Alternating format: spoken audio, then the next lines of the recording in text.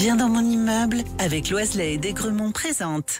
Sud Radio, les incontournables de la copropriété, Thomas Binet. Et nous sommes avec notre consultant Philippe Loiselet, patron de Loiselet et Desgremont, qui nous informe tous les vendredis soirs sur tous les sujets liés à la copropriété. Et ce soir, plus précisément, nous allons parler de la qualité de l'air dans les immeubles. Bonjour Philippe Loiselet. Bonjour Thomas Binet. Philippe, pouvez-vous tout d'abord nous expliquer pourquoi la qualité de l'air intérieur est si importante dans les logements ?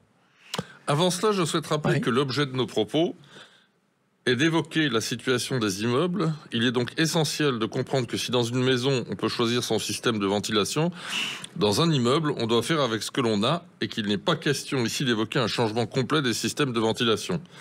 Cette précision étant faite, il faut souligner que la question de la qualité de l'air intérieur est très importante. Car nous passons en moyenne 90% de notre temps à l'intérieur et qu'un air sain est essentiel pour notre santé. Les médecins soulignent qu'une mauvaise qualité de l'air peut entraîner des problèmes respiratoires, des allergies, des maux de tête et même affecter notre concentration et notre bien-être général. De plus, avec l'urbanisation croissante et la pollution extérieure, il devient encore plus important de garantir que l'air que nous respirons à l'intérieur est pur et sain. Alors vous mentionnez quand même, Philippe, que la ventilation est un élément clé.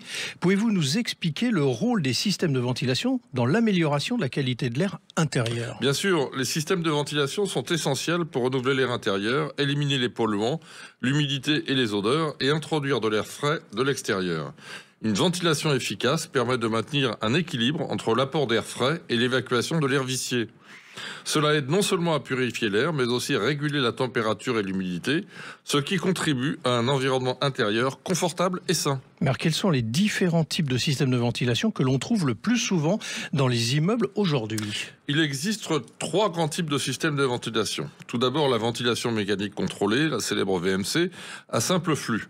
C'est le système le plus courant dans les logements anciens. Il extrait l'air vicié des pièces humides, comme la cuisine et la salle de bain, et introduit de l'air neuf par les entrées d'air situées généralement dans les pièces de vie. Vient ensuite la VMC dite double flux. Plus avancée, elle permet de récupérer la chaleur de l'air sortant pour préchauffer l'air entrant. Cela améliore l'efficacité énergétique en réduisant les pertes de chaleur tout en assurant une meilleure qualité de l'air. Et enfin, la ventilation par insufflation. Ce système introduit de l'air frais de manière contrôlée dans le logement, souvent utilisé en complément d'une VMC existante pour améliorer la circulation de l'air. Et en quoi le système contribue-t-il à éviter les pertes de chaleur tout en garantissant un air sain ? Cette VMC double flux est particulièrement efficace en matière d'économie d'énergie. Elle fonctionne grâce à un échangeur de chaleur qui prélève la chaleur de l'air extrait et la transfère à l'air entrant sans mélanger les deux flux d'air.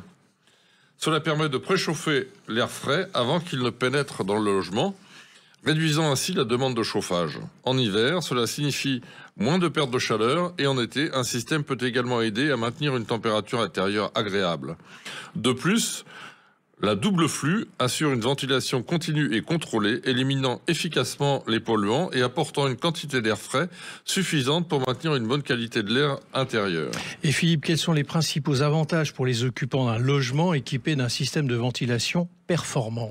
Tout d'abord, une amélioration significative de la qualité de l'air et une amélioration du confort général.